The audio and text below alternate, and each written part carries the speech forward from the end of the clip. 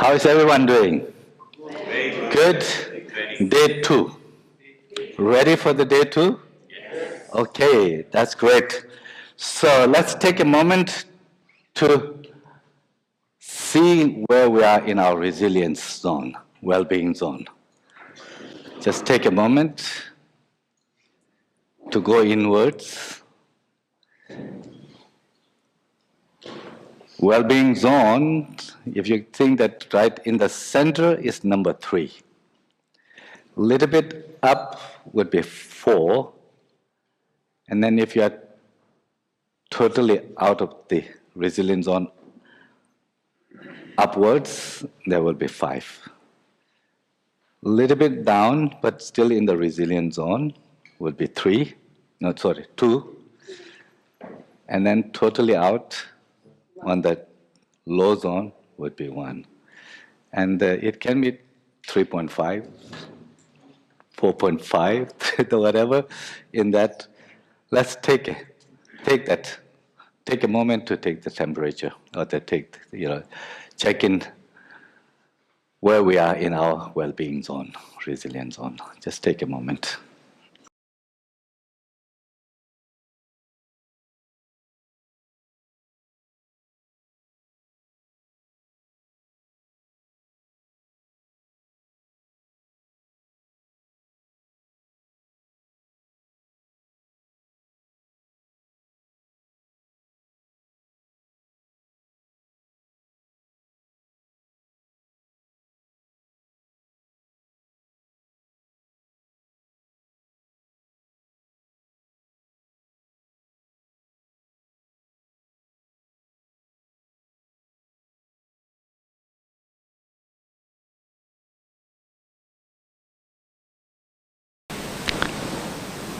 Thank you. So let's just take a few, from you where you are, if you can share what you attribute to wherever you are, what maybe the reason, or what may be helping you in the resilient or the up or high, what's happening. Yes, so anyone like to share? It is possible that we are fluctuating between those numbers? Absolutely. I think that our emotions are so fluid, right? So it's just when we are checking in generally, at this moment where we are at this moment. So the checking in is in the real time, right? Right now, how am I feeling? In the body, how am I feeling? What is that inner experience? I'm feeling anxious or low, or just about right, a little bit high, a little bit low. Sometimes we can be some events that's happening. We can be drawn to just low place and get stuck or high. So we can see, where am I right now? 3, that's wonderful. 3 is the optimal place, how you feel. So there is a lot of calm, and I'm more tuned into the sounds, and there is this general happy feeling. Great. I don't know whether I can call this bliss feeling. Wonderful. So when you are in that resilient well-being zone, it feels good, and you could think better. You could be more creative, right? That's wonderful. Thank you. What do you think? Why are you? What do I attribute it to? So I think the entire vibration that has been created over here. Mm-hmm. So I'm generally not perturbed easily, but absolutely at this level is because the vibrations, the sangha, mm-hmm. and definitely the 2 times what you are subjecting us. It is doing something to the body, at least for me. Beautiful. Wonderful, wonderful. Thank you. So that the vibrations, that the meditation, the chantings that we were listening and meditating, all these, and then the company, that what we are doing together. I mean, that community, we're all here with shared vision, shared goal to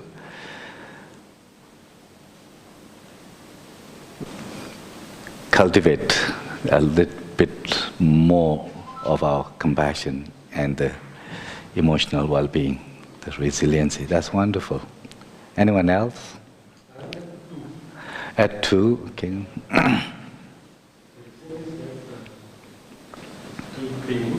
Mm-hmm.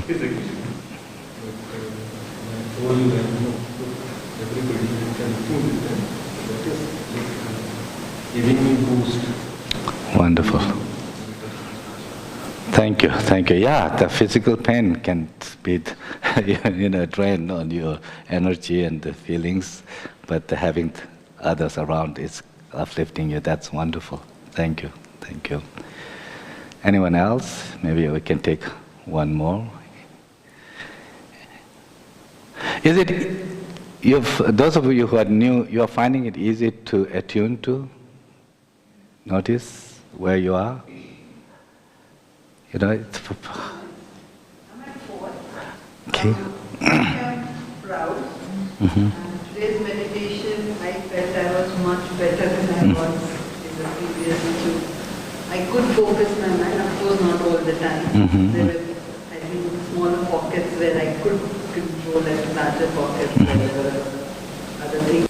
But I think it was better. So I'm proud of myself that I made that step forward, and I really believe that maybe that practice will continue to make it much more controllable and help me remain in the present. Beautiful, beautiful. So, yet a little bit on the upper, but it's also, probably you feel proud that something is happening. It's a little excitement, excited. That's great. So what, maybe in the interest of time, because this session is going to be 1 hour and a half. You were informed that, right? That these sessions are going to be 1 hour and a half instead of 2 hours, because the other group is meeting and then they want 1 hour and a half next session also. So in the interest of time, you are just in the perfect zone. But some of us, if we are feeling a little bit anxious, a little bit up, or a little bit down, what can we do to bring us a little bit more in that resilient, well-being, regulated state? What can we do? So I'm consciously doing this. I'm feeling a 2 right now. I'm feeling really calm and really composed, and this is not a state I'm used to. So I'm feeling like I'm actually dipping, right? So my focus is getting lost. So what I'm looking to do is, every time my mind is wandering, I'm just gently saying, okay, this is a thought, letting it go, focusing on my breath again, and then coming back into the present. So I'm noticing that I've done it 3 times since, Nilima started speaking. So that's wonderful. I mean, this is a relatively new thing to you. You're new to this. That's great. You're already learning to notice distraction and then returning to where you want to be. That's wonderful. In the everyday life, if we are a little bit more attuned to our own sensations, feelings, where we are, there are many different approaches, of course, many different techniques. We are exploring in this, quite a lot of these. But one of the very easy one is the grounding, right? That what do you do when you feel like that? You can bring your attention to something that is pleasing, that is comforting or neutral. If you are, that maybe if. How about now? Yeah, it came back. Great. So you see that there are some really easy ways to kind of ground ourselves by bringing attention to some immediate sensations, whether you feel your feet on the ground, just sensation, the taking a walk, drinking water, and so forth. That in Help Now strategies in the sea learning we talk about, right? Or we can do the resourcing. Resourcing is grounding is immediate with this kind of the immediate sensations, with the body, the senses, looking at the counting, and so forth. The resourcing is a little bit of engaging our memory, imagination, that it's not less effective per se because something that contributes to that makes us feel good, safer. So when somebody is kind to us, helping us, and so forth, or in a nice place. But when we recall that, we're engaging the same parts of the brain, that, and therefore, to the extent that we can connect with those moments, it can also changes our physiology, the hormones, the chemicals, and lead to the nervous system into more parasympathetic mode, instead of more activated to, less activated. Or sometimes we may need to activate a little bit more if we are feeling really down. So bringing something that, when we are not feeling fatigued, not feeling anxious, when it feels good, it feels safer, it feels joyous. So you bring the memories of those events. That's why we call that connecting to the moment of nurturance. So let's do this briefly. We did the check-in where we are, in terms of where we are in the resilient zone. And let's do a brief settling. Settling is, therefore, if we are feeling a little bit up and down, or even if we are feeling okay, to kind of reinforce, that. So let's take a moment to just, please. So during the bless you. the chanting process, what is the tool which one can use to get maximum from the chanting process? And I was curious to ask that, what do you do when there is chanting happening? Because in the chanting, I don't understand the meaning of those, other than the sound, vibration. I'm trying to use that, and it is helping for sure. It would be a little bit about what do you do when chanting is going on? Now that's a great question.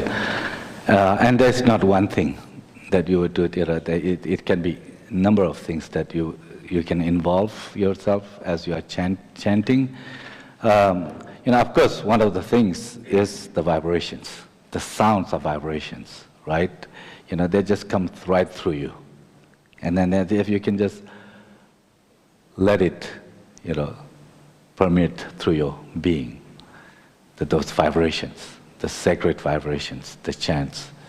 That's one way of kind of, like having a kind of sacred, vibration bath. Like that, you just let it, like this honey cascading through your body, warm honey.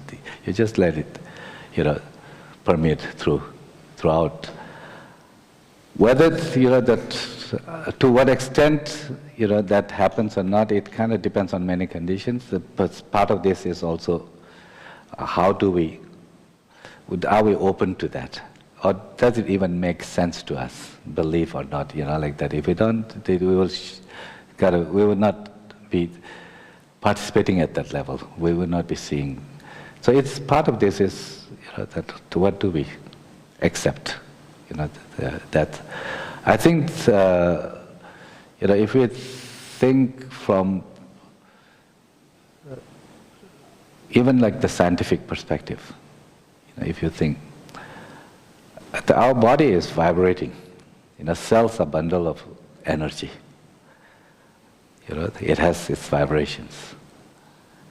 The sounds that one creates, It has vibration. So in that interaction, there must be an interaction that, if we are open to.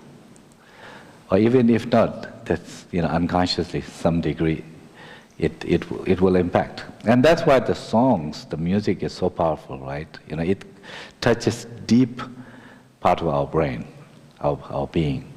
Even the Alzheimer's patients, people who have lost ability to remember, and then you play their favorite music from their childhood, they begin to remember the lyrics, the words, and then they expand their recollection of other events around that, you see. Sound, the music, the rhythm, the birds are singing when we were meditating, birds are singing, I don't know what they are talking about, but obviously they are communicating, it's within the tones and like that. Like the little baby monkey when it's lost, there is the lost call, like that. Mother, it touches the mother's soul, the whole being, the nervous system, brain, and it responds to. So I think but in the chanting, that's one level, because it's not to minimize the importance of that, it's very important. But you can take it to another level, and that is that what you are chanting, there's a meaning to that. For example, as I was saying earlier, that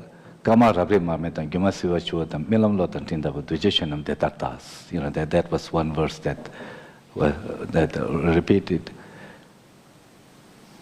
When it says that, like shooting star, like apparitions, like the apparitions, it seems real, it's just an apparition. Like the candle that's flickering, about to go. Like the magicians, display. It seems so real, but it's just a trick, an illusion, like that. Like the dewdrops, on the blade of grass. When the sun shines, eventually soon it evaporates. Like the dream content seems so real, but it's not real. Like the flash of lightning, the dark night, it's just for a moment, flashes and gone. Like the autumn clouds. They don't carry much rain, they don't linger that way, they come and go, pass, quickly. View all conditioned things as they are when you are reciting like that.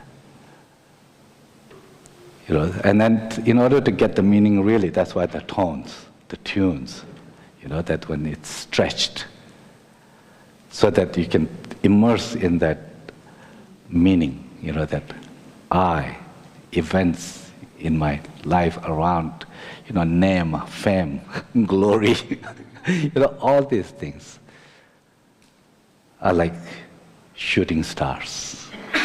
It's not forever, permanent, fixed, like that.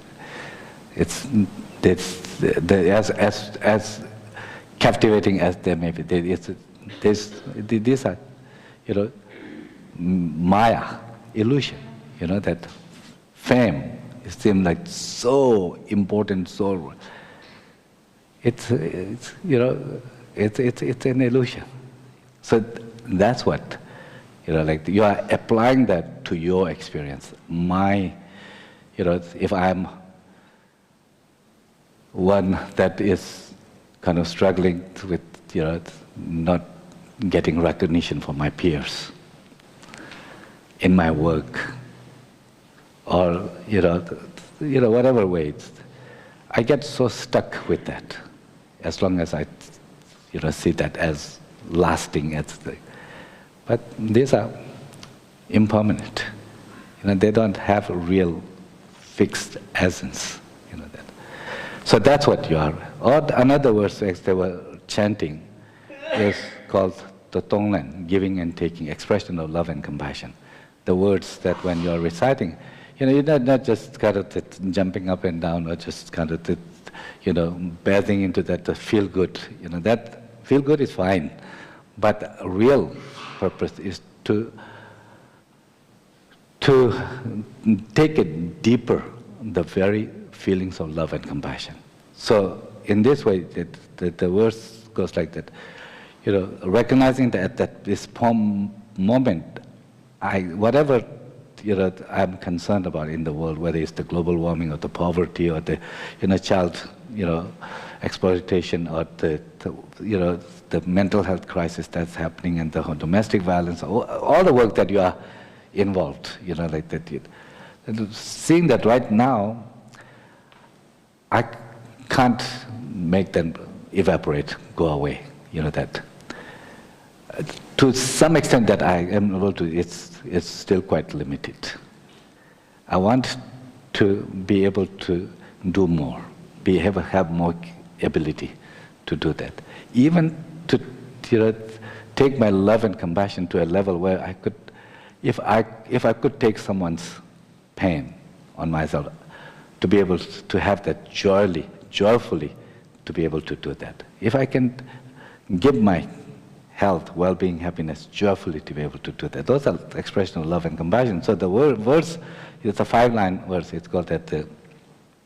And so for that, that right now we need to cultivate, or in one way is to also we need the inspirations of our teachers, enlightened. If you do believe in that, the enlightened beings, the gurus, that. So it goes that, may the compassionate gurus, enable me or bless me so that I can take upon myself the suffering and the sins, the negative karma and the sins of all mother sentient beings upon myself.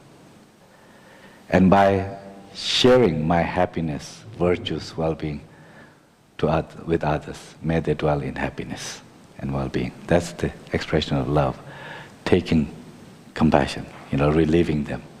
So, when you are chanting this, you are trying to kind of arouse that, to the degree that you can feel love and compassion, and to take it to a level where aspiration, to take to a level where I can feel like a mother would feel if a child is in pain. She would have a sense, if I can take it on myself, I would be happily. That comes from a place of compassion. If I can, give my happiness, health to the child, if the child is lacking, happily would be happy to do that. That's love. Love wants to endow others with happiness, health, well-being. Compassion wants to relieve them of that. Even it has, when deep level of love and compassion, in a narrow sense, we all have that for our children, our friends, and like that.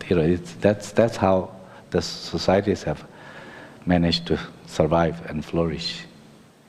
But question is, can we expand that? Can we take it to a level where we can have for our colleagues, and the people who are working with, and that maybe at some point to the strangers at the other part of the country, or maybe at some point people who may be on the other end of, us in terms of our values, behaviors, attitudes, political ideology, religious ideology they made, or gender and so forth and so on, to be able to build that level of love and compassion.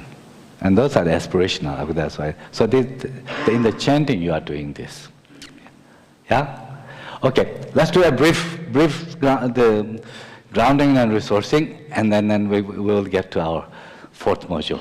Okay? So we did the check-in, yes. So let's take a moment to just adjust the posture. And once again, just connect to your body, to your feelings. where you are. And then if there is a little dysregulation, if you find yourself a little up and down, or even, in this quite well-being range, in this zone, if it helps, if you'd like to, just bring your attention to your feet that is just nicely, firmly placed on the floor. Just notice that sensation, just of having this firm floor beneath our feet, connecting with that sensation. Or the chair that we are sitting in, having that firm seat that grounds us. Notice how it feels. We may take a moment to connect to a moment of nurturance, a resource, a nurturing. Whether that was, for you, if this was like the morning chantings and meditation in the meditation hall, if they were nourishing and soothing and comforting, just take yourself to that moment. Make it alive with as much details and sensory details of sounds, the vibrations, the tones.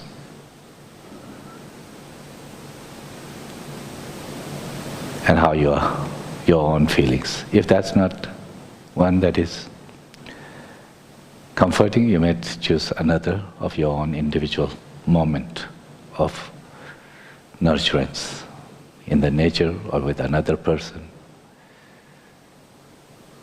And just take a moment to immerse yourself in that moment.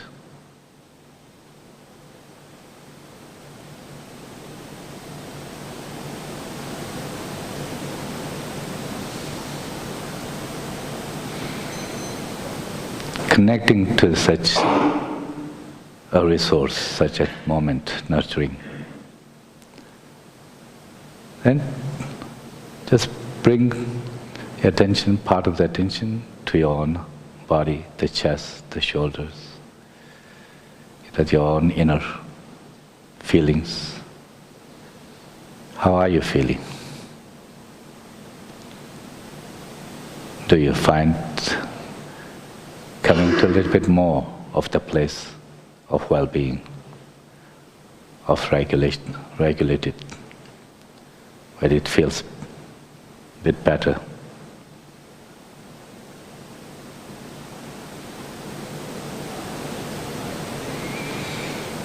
Thank you. So this is a brief grounding and restoring. These are things that we can do anytime, right? So the part of the practice you can see. That's why in the Junjunu, children are saying that. Oh, when I get irritated, I take a sip of water and I feel that cool sensation. Just bringing attention there. You see that this is a deployment, attention deployment. That the bringing attention to somewhere that can take away our attention from what is distressing. And in that way it can help us balance, regulate our nervous system and the body, whether that's with the associated feelings. Or to resourcing itself, that if we can, just even for a few seconds, recall a person, a moment, a place, an activity, like that's what happened this morning and like that. So these are all ways, if we can do this more often, that we can remain more regulated. Our nervous system will remain more resilient. Our bodies will be more resilient. We will be, more resilient, and we will work better, feel better, connect with others better. Now, before we move to the next module, let me invite you once again to take it, kind of look at this wish tree. In the wish tree, what we put on the trunk. What are our wishes for us, for community. Peace, contentment, respect, justice, freedom, equality, empowerment.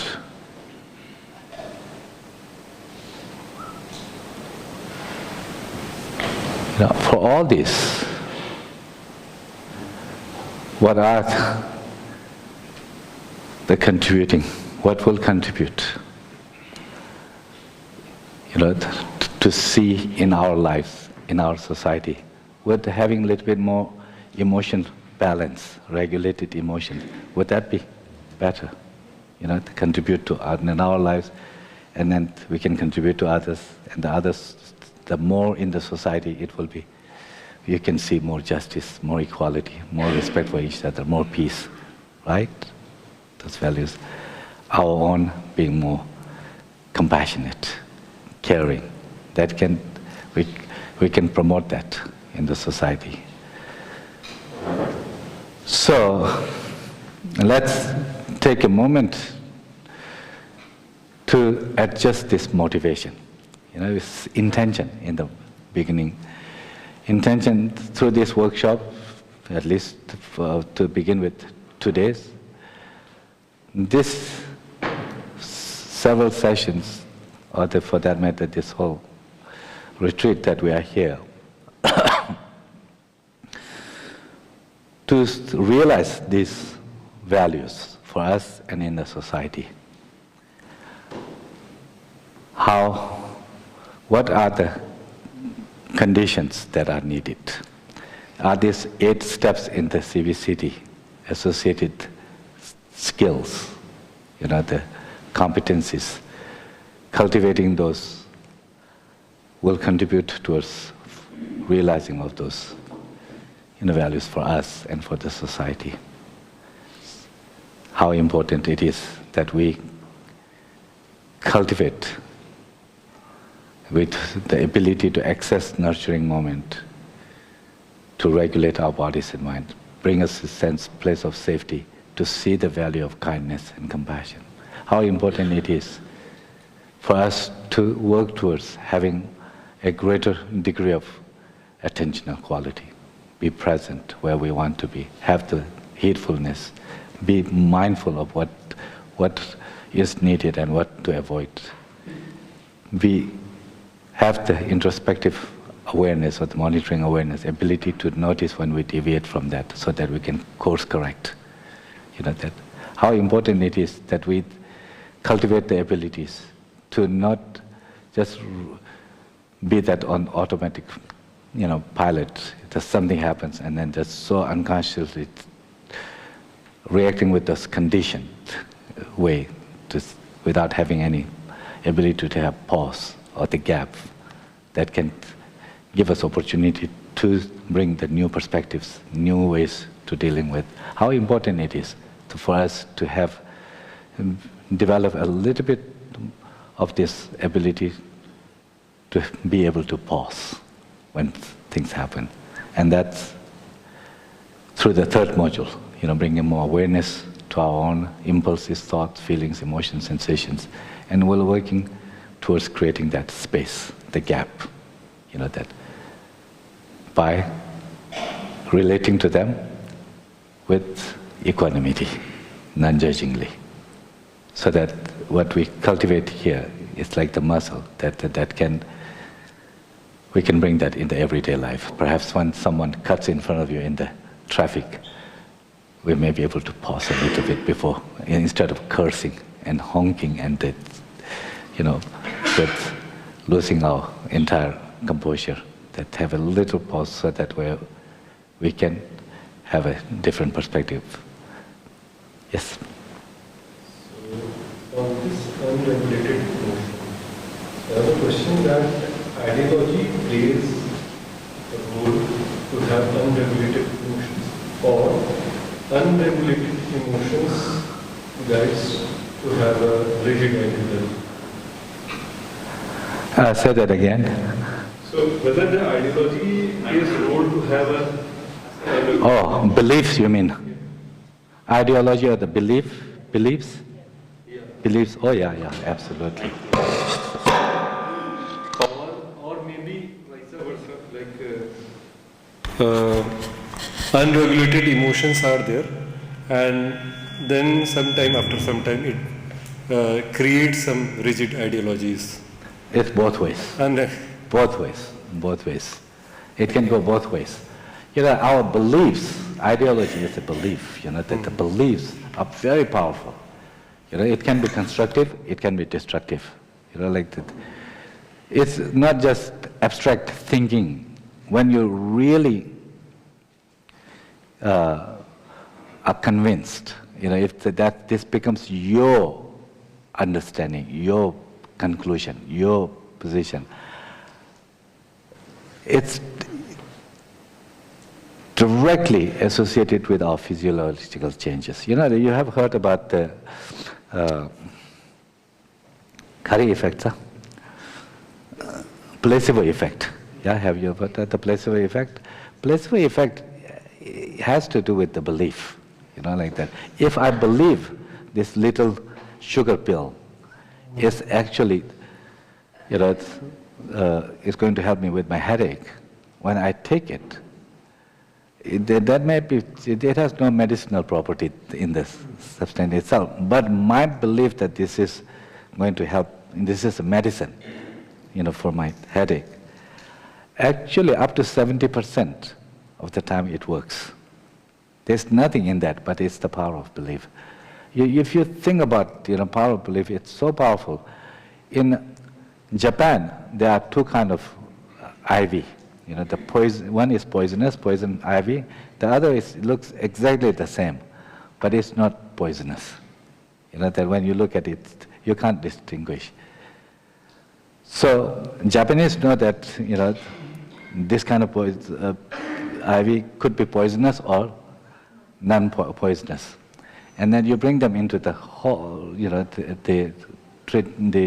the research lab, and you can rub them with one IV and then tell them that this is poisonous. This is the poisonous one. Immediately you can see rash forming.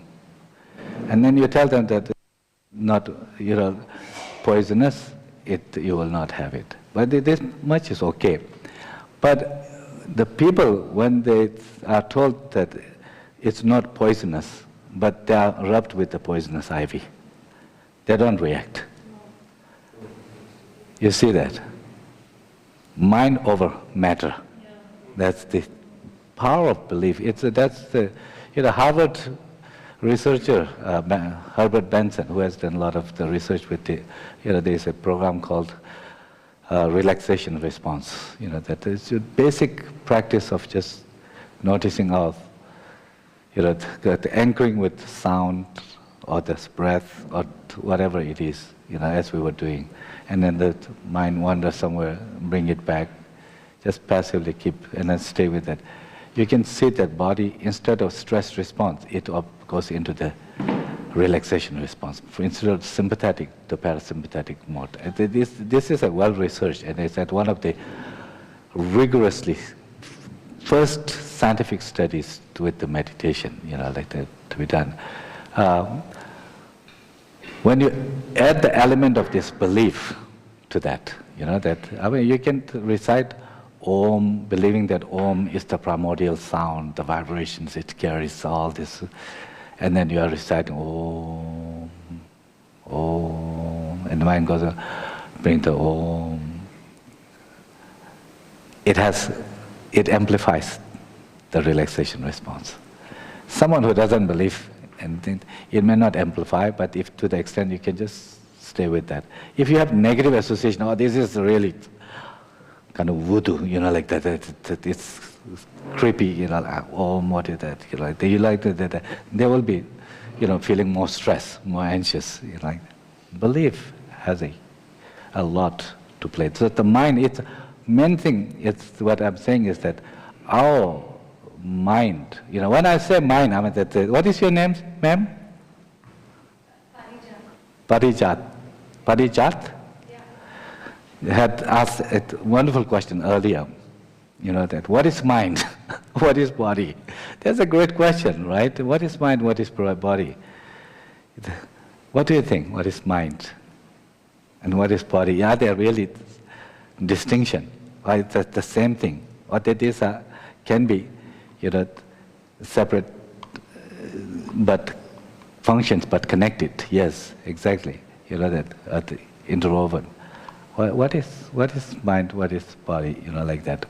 So, of course, different philosophical traditions may have different explanations. Science, at this point, that is deeply kind of grounded in the materialistic, thinking, has its own kind of thinking that mind is what the, body or the nervous system does, that it creates, like that. Or we may have this certain philosophical system, mind, yes, there is a part of the mind that is cosmic, that is beyond, that is divine, that, that we are simply a bundle of these aggregates and like that, and then we have to lose this in order to participate in that cosmic consciousness, the divine. The different philosophies, it's all fine, like that. For us, for the practical need, we need to not take to be real or other to be kind of, wrong. Both have its benefits, that maybe have limitations also, but that's okay. So when I said the mind, that in the Cbct, the C learning, when we talk about the mind, we're coming from a much broader perspective. Mind has to do with our, this is the subjective entity, that what we feel, our sensations in the body. When the light impinges on nervous system, it processes our cells. When it gets the heat or any nutrients in the body, the cells process that, the sensing ability is the verb of the mind also, that it can process further, that emotions, that it's feelings, that aware of feeling tense or that, fear and like that. This, or you can have the mind that is more, that has to do with the, cognition, knowing, like that, intelligence, creative, understanding, that memories, random thoughts. These are all part of the memory. In Indian ancient psychology, is rich when it comes to it. Then there's some parts of this, the spiritual psychology may then take that there are domains of the mind, that is beyond our these physical parameters, that it goes beyond that. The mind survives death. It continues in the future, and then some may have that, the stream of mind that we have now is kind of from the place of illusion, that we see ourselves separate and like that. That in fact, there is ultimate consciousness, and that we can kind of see that reality, that there our separation is gone, our own ego and this.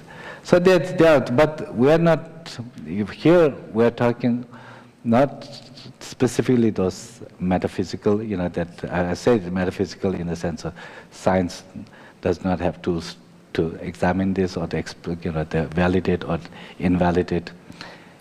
But in this C-learning, Cbct here, with remaining to the domain where we can't understand. So what we have are, we have memories, we have thoughts, we have emotions, like that. We do have the ability to think. We do have the ability to shift our perspectives, that on things. These are, whether we believe one thing or it comes from the brain itself, or whether if we believe that it's totally separate from the brain, doesn't matter. For us, what we can experience, what we, it's a common sense. His Holiness talks about common sense, common experience, scientific evidence. That's the place where, it's not to say that others are wrong or like that, that may be, but it doesn't matter, that if we can't work with what we can understand, then what's the point, right? Here, we can't regulate our emotions. Here we can't connect others with a certain degree of understanding and respect and love and compassion and like that. Then all that high philosophy and like that, or the ideologies, my mind is made of brain, all over, it can remain quite irrelevant. That's why this work is, important. So the mind, when we say mind here, it includes all that, subjective experiences, whether ourselves sensing something, and that manifests in our, certain background, feelings and emotions, or our nervous system processing, and that it manifests into a certain emotions, or further our brain, processing at a higher level of, that more kind of cognitive, the intellectual, the creative thinking, the rational, ways and like that. These are all part of us, they evolved because it serves function. Why do we have so big brain with such a huge prefrontal cortex? Why do we have that? Why don't the little birds, the fish, don't have that's a big neocortex? That. What if our creative thinking, our intellectual powers, our deliberate way of shaping our perspectives and like that, if they were not useful, why the brain, parts evolved that facilitate this? So I kind of believe, what the Joseph Ledoux is one of the neuroscientists. He has written a book called The Emotional Brain. He was the one to actually discover very specific in and out portals for fear, in our amygdala. It's part of the brain that is, plays an important role in our emotions and kind of the fear and other emotions. Ledoux, Joseph Ledoux, L-E-D-O-U-X. I think it's pronounced Ledoux or Ledoux, I don't know. Joseph Ledoux, he's a neuroscientist. Emotional brain is an incredible, it's written way back in the 90s. But he talks about that cognition, the cognition is such an important, arsenal in our toolbox for survival, the survival toolkit. It provides us strategies, the ways to handle the situations. And that's why that it must be, so important for our survival toolkit. That's why that we see the explosion, of this prefrontal cortex in the mammals, particularly in humans. So that's what I'm saying. Like when we think about the mind, we need to think of as a sweep of, mental activities, the memories, sensing. They say deep, our intuition, gut feelings. Why we talk, because they say, our gut is rich with this enteric nervous system. In fact, the neuroscientists are talking about this is the first brain, not the the central nervous system we're talking about. It's actually the first to evolve that sense and regulate our kind of multicellular body like us and the multi-organs and like that. It's the enteric nervous system, and that communicates with the central nervous system. It's evidence that how closely they communicate is the connections from the enteric nervous system, and that also in the body, the chemicals, that information that get, brought into the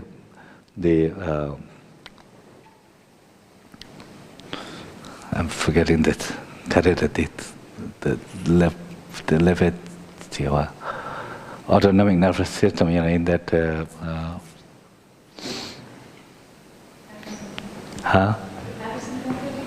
vagal system. Yeah, that is connected to, from the brainstem to all the organs, right? Like that. It takes the information from whole body. But the thing is that, usually your spinal, the brain, nerve channels are, myelinated, right? That in order to, that process makes the information processing faster, probably.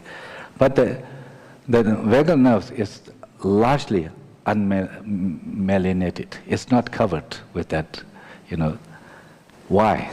It has evolved quite early, but if the myelination makes the information processing faster, why is vagus nerve not myelinated largely?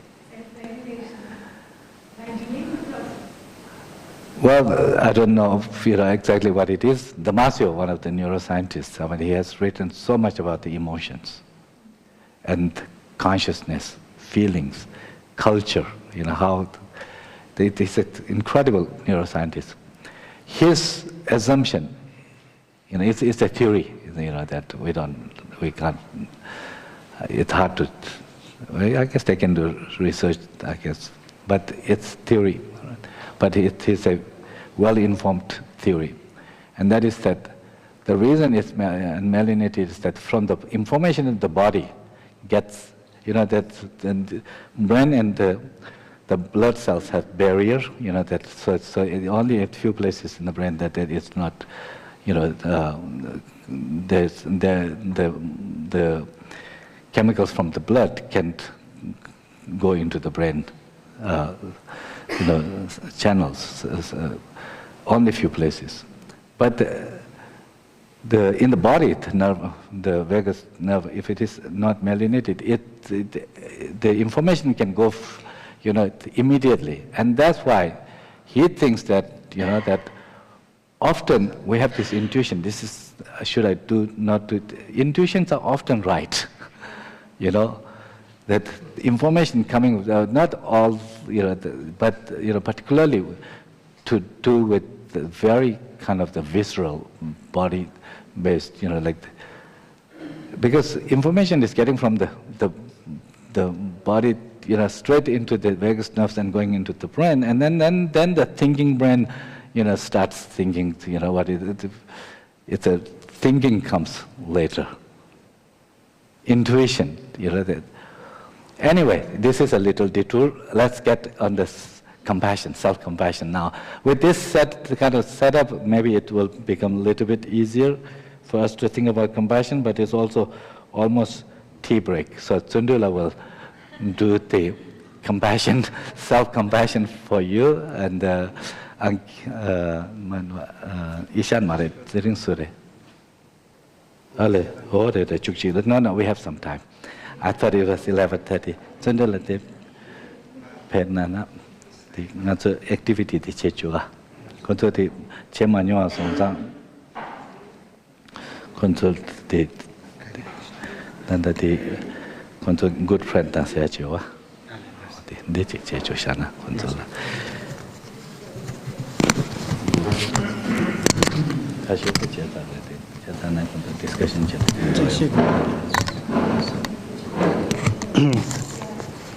Yes. Yes.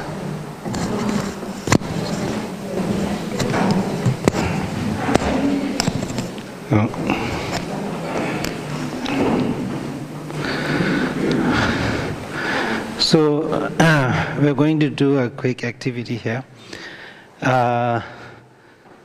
So I want to ask you to reflect, think about a friend who has faced adversity, a friend or someone who's close to you that you care about, who has faced some setbacks in his or her life, right?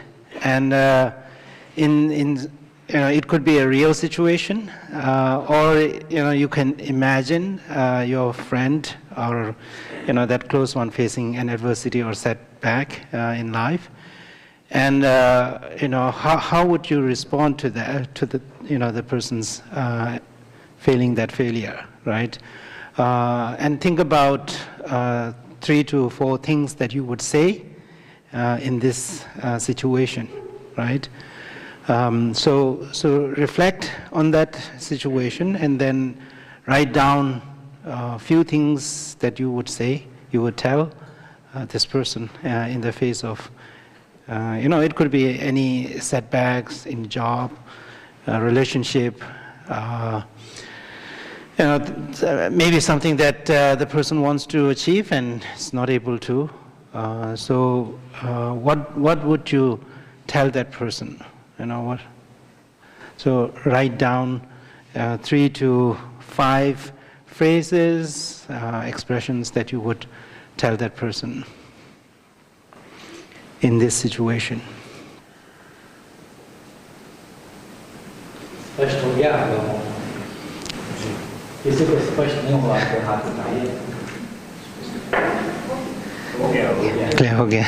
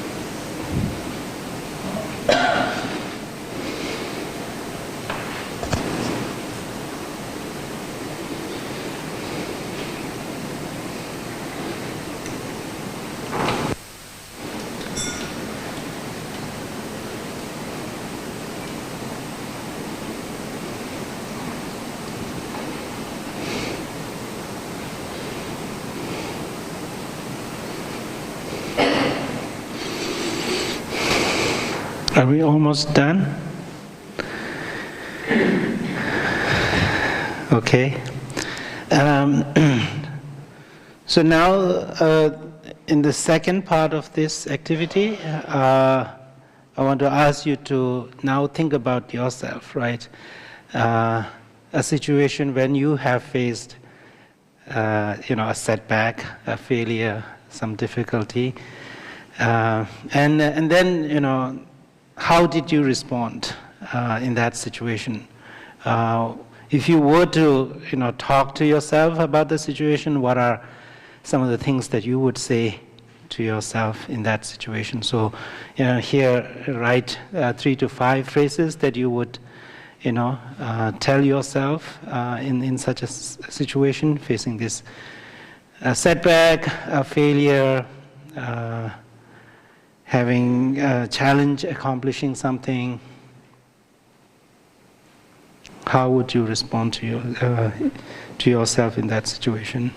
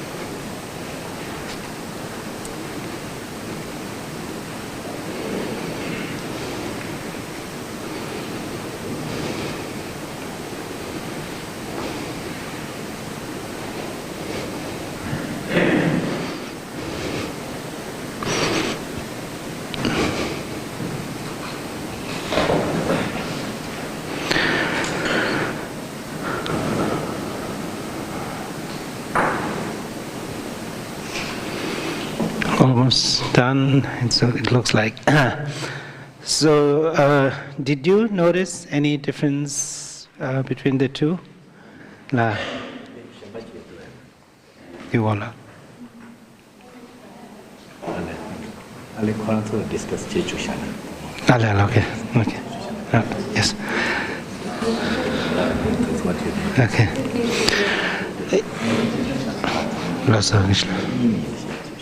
Okay. So we will do a quick sharing. So please pair up with a partner.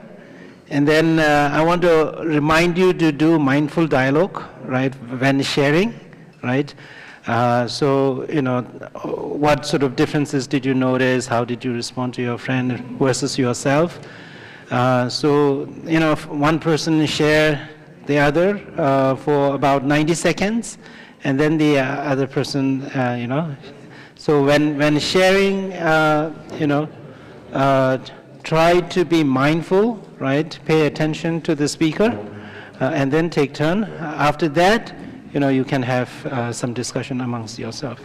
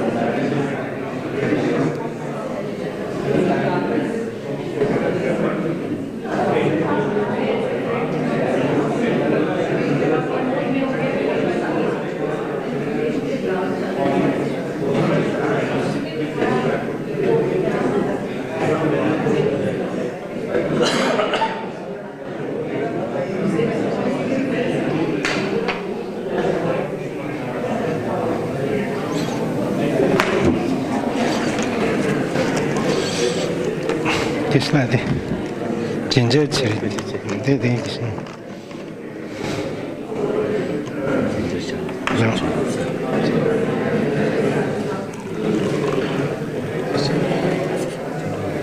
Not you, Krishna.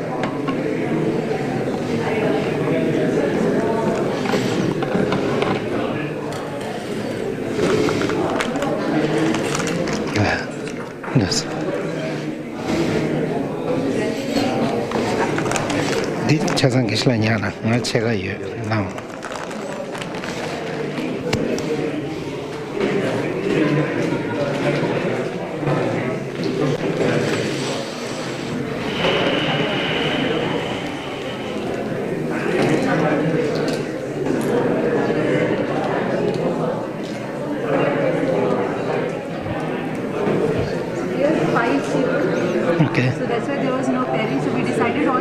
That's fine.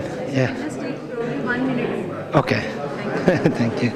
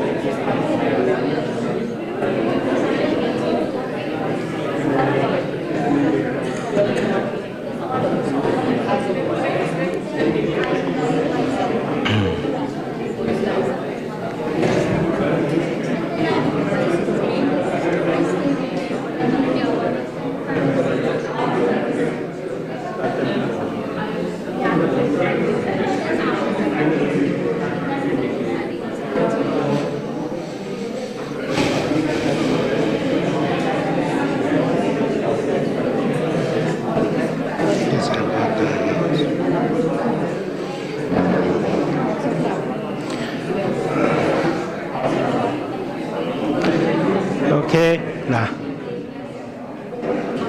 Los.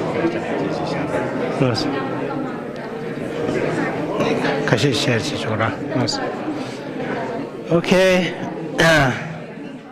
let's come back to the whole group. So,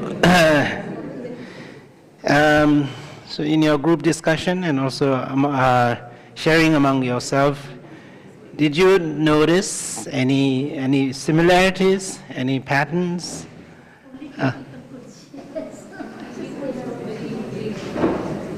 What did you notice? What did you notice? Like when you are in your reaction or the response to a friend's failure or upset, and you're on, what did you notice? When you wrote down your reactions, what difference or not did you see? Yes, go on. तो जब हम friend को बताने की कोशिश करते हैं तो when we console our friend,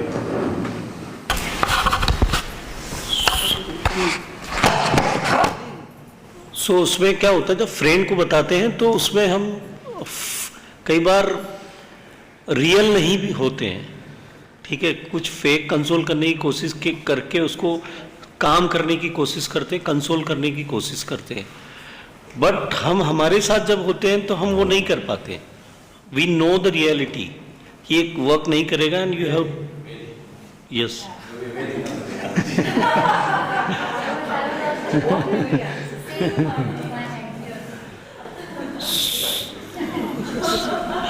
so we know कि फ्रेंड के साथ हम कर रहे हैं वो फेक है, ठीक है, हम उसको किसी तरह काम कंसोल करने की कोशिश कर रहे हैं, बट हमारे साथ नहीं होता है वो.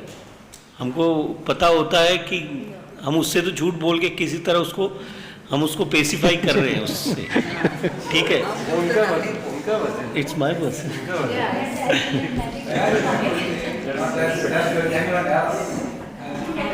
The only reason why I'm sharing is that we had the Cbct session 2 years back, and that time the same situation was given to us, and my reaction to it was that I would be so brutal to myself if something goes wrong, and I would do everything to tell myself how everything went wrong because of me.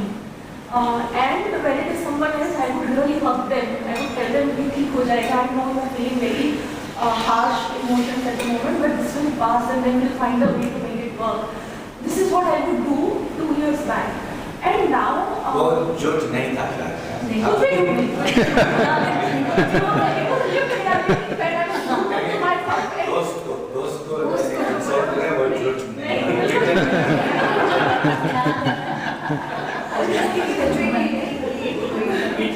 And what happens now is because that CBCT has happened, and post CBCT also I did a lot of personal transformation, my own investment on myself कि मुझे इनको करना ही है ना. Now, for example, very recently, I mean, I'm not going to take the name. One of my friends lost her life partner within 1 year of a marriage. Okay, and we were hugging and talking to each other like we spoke for I think 2 full nights. So the moment it happened, she called me, and for 2 full nights and days we were just talking and कुछ नहीं कर रहे थे, हम सिर्फ बात कर रही थी. And in that situation, what I realized is because she doesn't have the tools, even if I go and tell her कि चल मिलके मेडिटेट करते हैं, कहीं जाते हैं, बात करते हैं, इमोशनली डिस्ट्रैक्ट होते हैं, इसमें से बाहर निकलने का कोशिश करते हैं, see what to do, what is there on the other side of this difficulty. That's just, पर वो possible ही नहीं है because that situation has happened before you had experienced. And so I felt very helpless at that moment. कुछ नहीं कर पा रही. So now it's like दो रात पूरा बिता दिया इससे ज़्यादा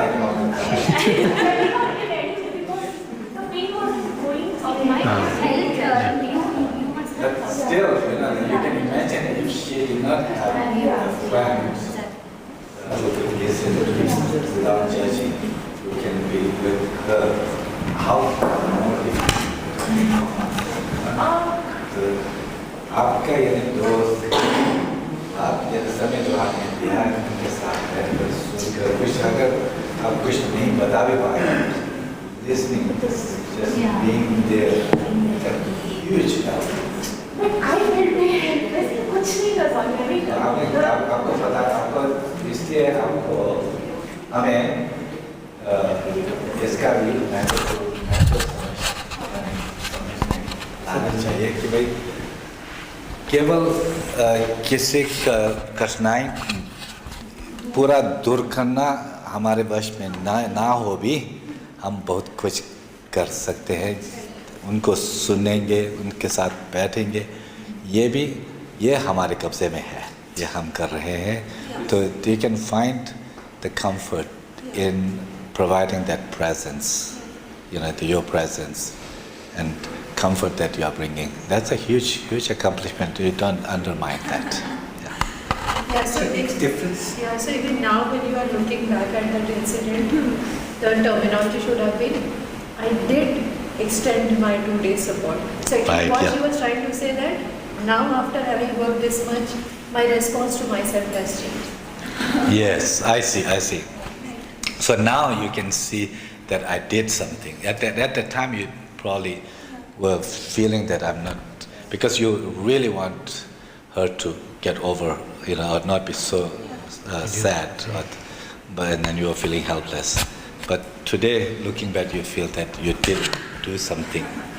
That's good. No, but I also want to say one more thing, that if you have those tools and then if you have an adversity, so when I had adversity in my own life, like my mother fell and she broke her 20 bones, and she was in front of me, like when she fell, I wasn't around, but then someone called me कि आपकी mummy वहाँ गिरी है, and the first reaction was let me call an ambulance, and I didn't go through that whole phase of ये मेरी वजह से हुआ है क्योंकि मैं वहाँ नहीं थी, है ना. I didn't have to blame myself, I didn't have to I went through this phase of just telling her कि जब कुछ होता है ना तो 2 मिनट के लिए मेरे अंदर कुछ freeze हो जाता है, something freezes, but then you know that you have to do something after that. That's so wonderful. Please give applause. Applause. That's a huge achievement. I think that huge. But for someone who doesn't know those tools, that possibility doesn't exist here. Because Possibility is there. It will take time. That's So it will take a little time. We can be patient. We do what we can, but it's possible. That if it is possible for me, it can be possible for others also. But it may take time. Thank you so much. You had. Now being exposed to modules of Cbct, I would like to make it out very clearly that my responses to myself and my friend would be almost similar. Beautiful. Yes. Now being exposed to these modules of Cbct, I would like to state that my response to myself and my friend would almost be similar. I would tell myself, I'll say to myself and both to my friend, it's natural to have setbacks and failures. We all as human beings experience setbacks and failures, and we have a natural capacity to bounce back to the normal situation. Just for the case of my friend, I'll try to be more heedful and mindful about his or her expressions of feelings and thoughts. And when I apply it to myself also, I'll be more deep diving into my own experiences of feelings and thoughts, and try to deploy attention to a moment of nurturance and so on and so forth to distance myself, and again try to, from an objective point of view, see the flow of emotions within myself and my friend as a waves, in the form of waves. So since I am exposed to Cbct, that would be the situation now, and the question was asked now, so I had answered in this way. Thank you. Thank you so much. That's another great success. I think it's really wonderful. Thank you. Anyone from over there? Yes, please.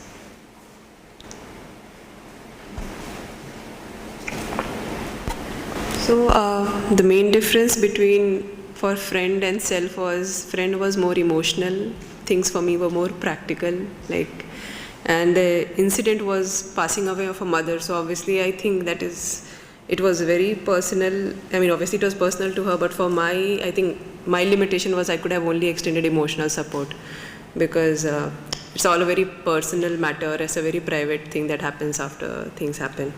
And for when it comes to me, because I'm not a religious person, for me, I think biggest fear is getting into all that cultural and traditional things that happen once a person passes away.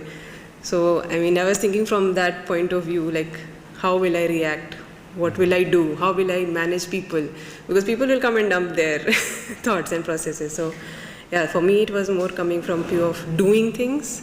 And for friend, it was more from the view of how can I support her? So that was a big difference. Thank you so much. Yeah, it is sometimes hard to imagine how we would respond to such tragedies. Yeah, that's very true. Yeah, thank you. Anyone else like to share?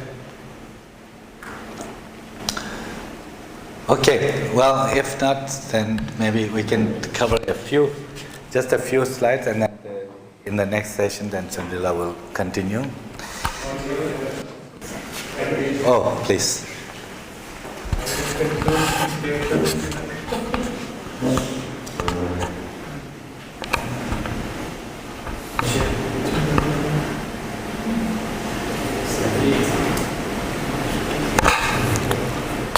Sorry. Actually, same situation happened with my friend and me also, practically also, almost similar situation. So in my case, I was more sympathetic towards myself. I took much more time to recover from that episode. But when same situation happened with my friend, I was expecting that he will listen me and he should take less time for understanding that problem. So I was more impatient with him and I was more patient with myself. So this was the difference, and now I am thinking that I should have more patience for him also to understand, take stock of the problem, and then suggest any solution which is possible.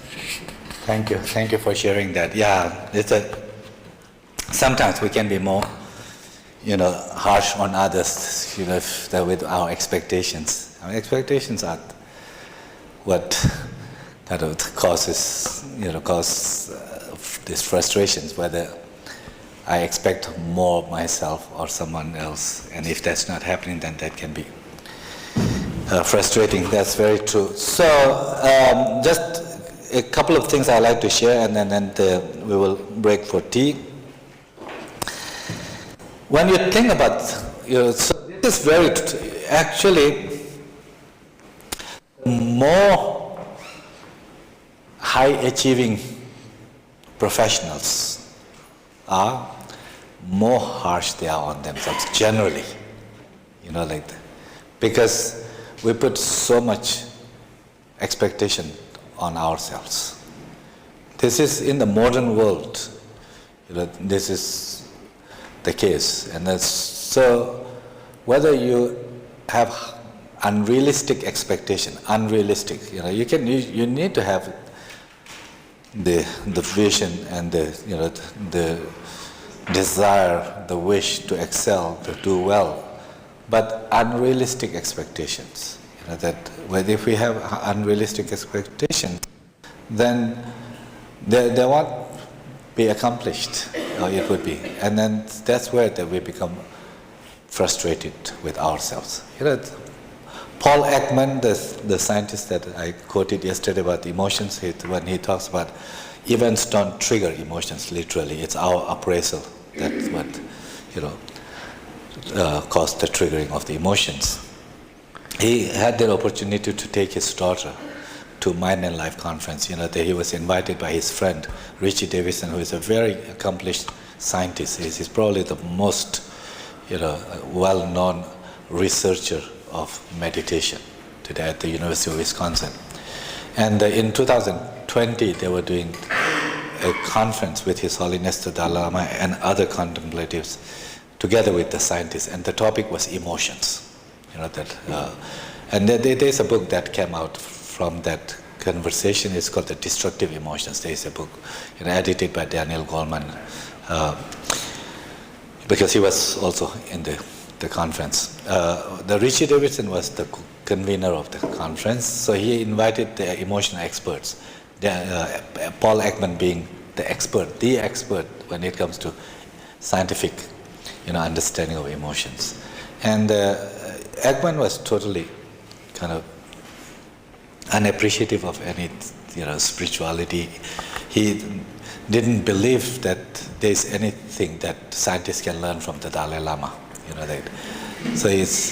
But since his friend Rich Davidson was inviting, and on top of that, primary reason he says is that because his daughter Eve Ekman, who was on study abroad in Nepal and stayed homestay with the Tibetans, and then came to really connect and appreciate Tibetans. And the Tibetans, for Tibetans, His Holiness is the Buddha.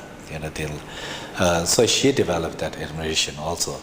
And Paul knew her daughter's wish to meet His Holiness. So he accepted that invitation so that he can take his daughter to the conference. And in that 5-day conference, that changed Paul Ekman's 45 years of the professional position on emotions and what it is. And personal, it just turned upside down his personal life of emotions. He used to be very angry person. Every week he says that he had at least a couple of outbursts, that he lost temper on his wife or his colleagues and students. He was just a person that nobody wanted to be around, very angry person.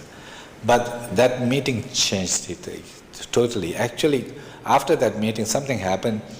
He did not get anger outbursts for the whole year, entire year, not one anger outburst, losing the total temper.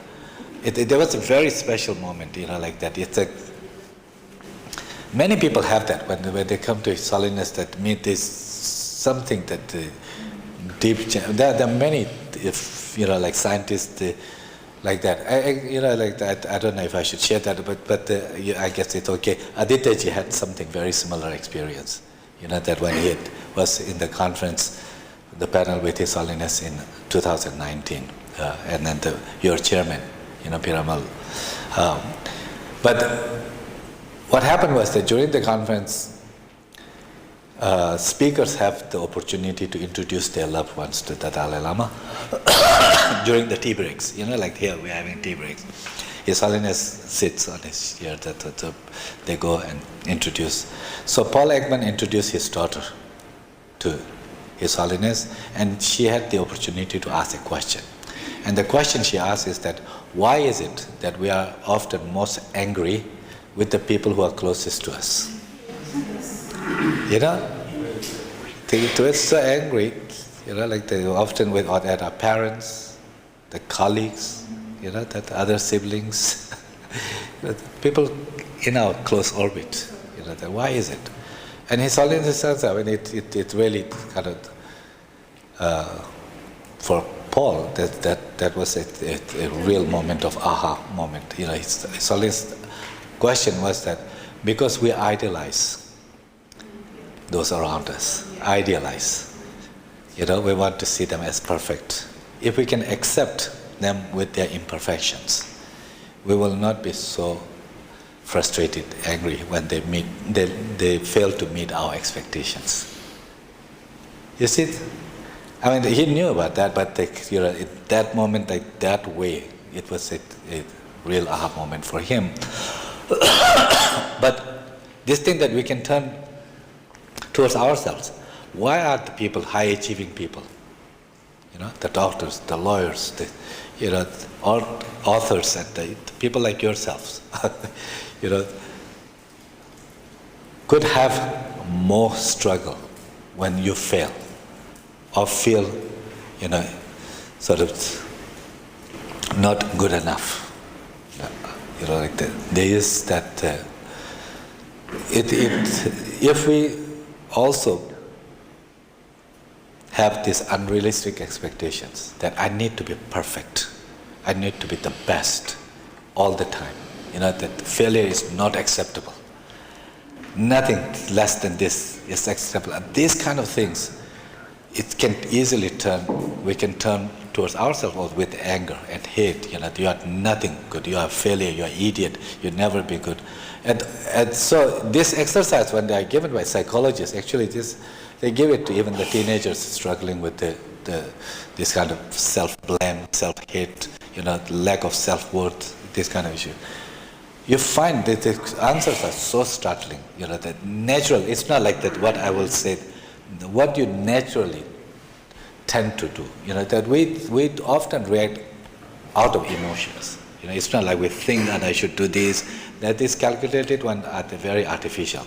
That natural reactions come from emotions, that how so the people, I see that, I resonate with that, but in this, you also see that when a good friend fails, we often say that, it is okay, that there will be other chances, we can do something else, When it happens to us, that is that, how could this be? You're such a failure, you're such an idiot, that you'd never, do right, that can be very harsh with oneself, that this is a reality, that in the West, it's already in India also, but probably it will become even more, that if we are not careful, that as we are catching, up with the Western modern ways of thinking and ideas and like that, what is important, what is success for us,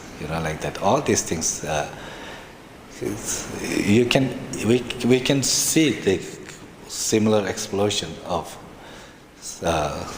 problems with the self-blame, self-hate, self-criticism, losing self-worth and like that. So that's why I think that the self-compassion part is very important. In this tradition called the mind training Losel, that coming from the Nalanda master you saw at the temple, all this, it has to do, part of this has to do with what's called the, we don't call, the literature doesn't call self-compassion, swam karuna, it's not like that. You will not find that word in the literature, but the meaning is there, that, and that comes as a kind of voluntarily or ability to accept our adversities, our difficulties, our shortcomings, and like that. It's that's being kind and gentle with oneself. But it's not like being kind and gentle because that this is all I can, not like that. But ability to handle adversity is an inner strength. The coming from with a certain insight can give us that inner strength. So that's why self-compassion we define as,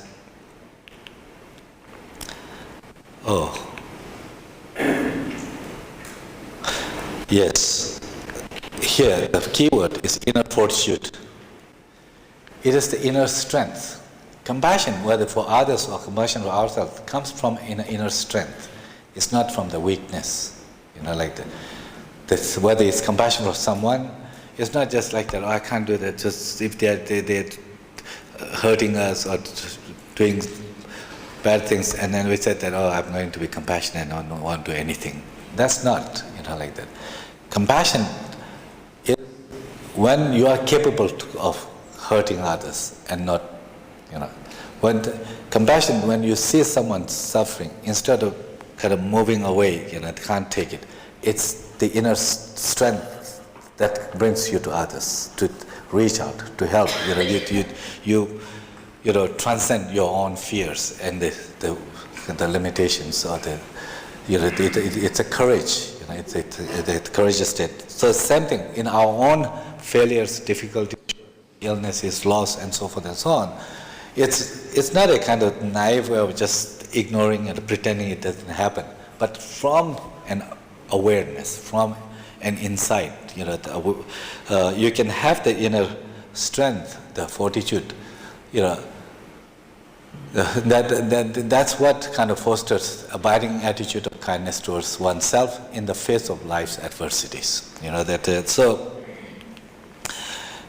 not self-complacency. It's not indulging. Self-compassion has the element of self-care. That it's not indulging. It's not pity. You can't do anything better. It's okay. You're just only. Not like that pity, looking down. It's not even self-esteem. Self-worth is very important, but self-esteem and it's not self-compassion. That's equal to self-compassion. Self-esteem, psychologists talk about it comes from more on comparison. I'm more wealthy, I'm more intelligent, I'm more successful than these people. It's a comparative kind of context. Self-compassion has to do with in the face of adversity where you have the strength to accept and to move beyond, like that. So research shows that self-esteem, that some of the people who have very self-esteem, when some adversities happen, they could fall back so hard, that into depression and like that. But the people who exhibit more self-compassion, they deal with life's ups and downs much better. Like this. The research is very strong in self-compassion because, this is relatively new phenomenon in the West, self-compassion, it's modern psychology. It's only in 2002 or 1 or 2 somewhere there. Kristen Neff, one of the psychologists in Texas, she is the one who actually who came up with the scale to measure, to assess where we stand in our self-compassion. And that happened when she was listening to a teaching. She was going through her own life struggle, facing divorce and the child born that was on the spectrum, and then she was feeling very bad about herself. Why? I could have done something better, that I failed. Or the marriage is falling apart, feeling that I'm the source of this, I can't keep my marriage together. Like so many girls, women particularly, because of the so long culture has kind of really put unrealistic or the burden on women. It's very hard, and then she was going through that struggle, self-blame, self-doubt, and then that she hears this teaching, and then a Buddhist nun in California was teaching about compassion and said that it has to include us, oneself. Self-compassion is an important step towards expanding compassion for others. Then she said, can it be done? Can I, my own struggle, can I be more compassionate towards her? And then that's what led her to explore with more teachings. And then she came up with the scale, 3 things in the scale, that is measured. The one, how gentle you are with self when something wrong happens, how kind you are. Second is mindfulness, how when things happen, how much do you identify with those inner voices. The mindfulness is non-judgmentally aware. This third module that we are doing, right? That developing this ability to not over-identify with our own voices. You are idiot, or you are failure. But rather, these are thoughts. These are not facts. These are thoughts. They're noticing, and then having that distance, emotional distance, or the space. The third one is what she calls the common humanity. That adversities, doesn't happen just to me. It's a shared human condition. Common humanity. Common humanity is the big theme in the C-Learning CBCT. Yeah, common. This shared human condition, that who doesn't fail now and then, who doesn't experience loss and so forth and so on, like that.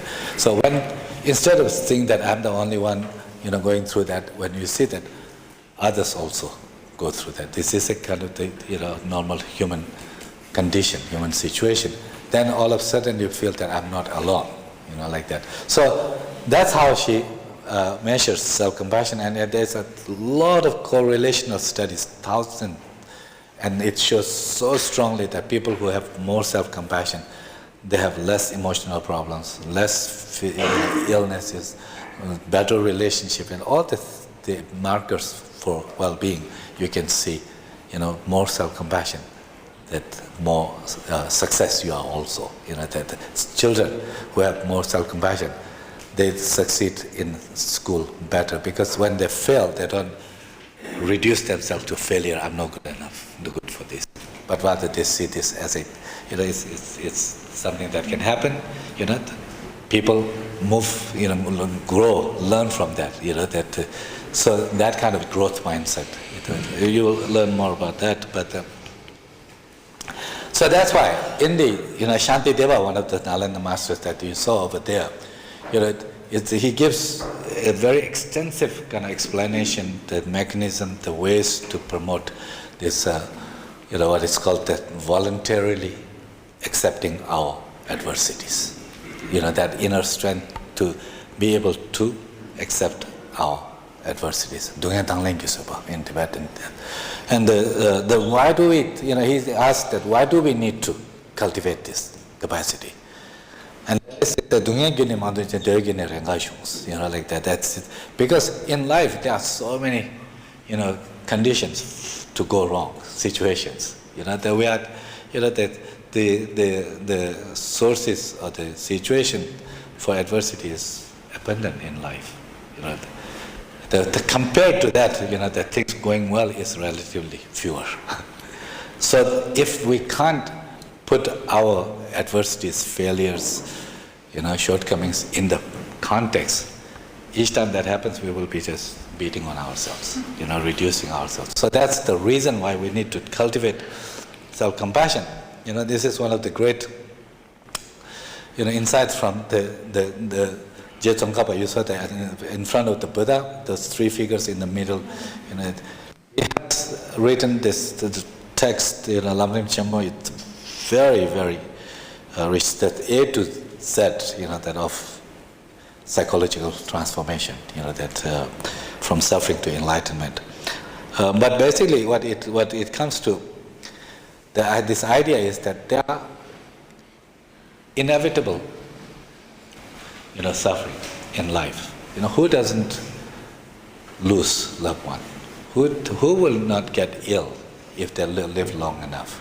The certain task that you pursue, who does not fail?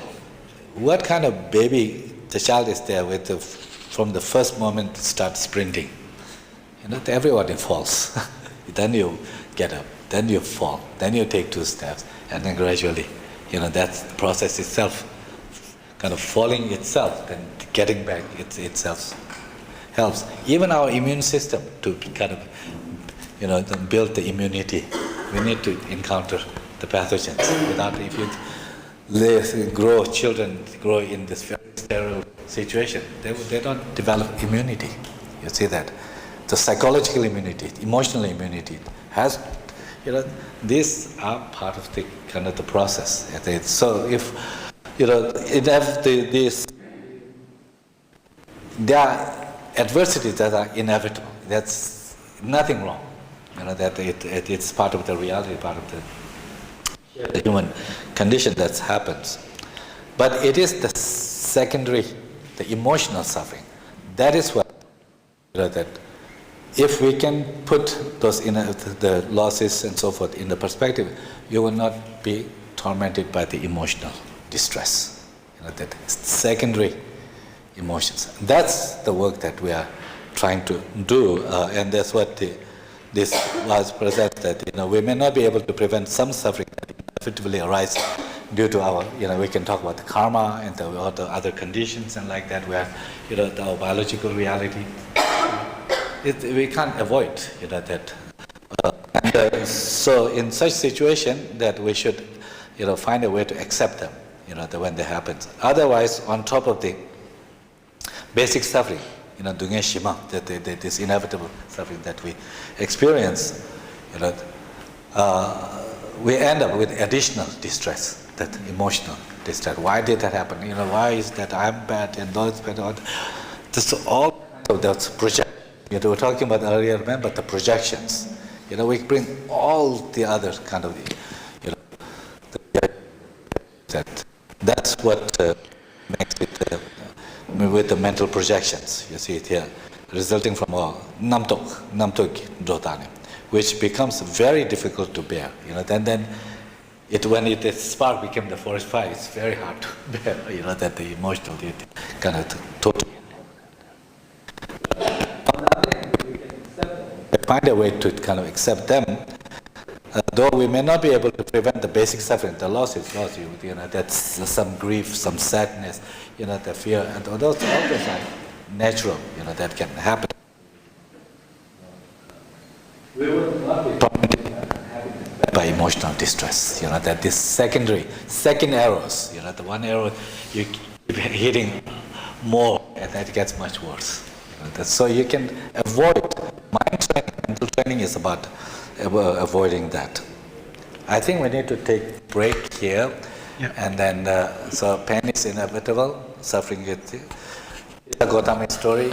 Some of these things you can read in the guidebook that you have, but also in the next session, and Tsondue and Shita will lead you. Let's have a tea break.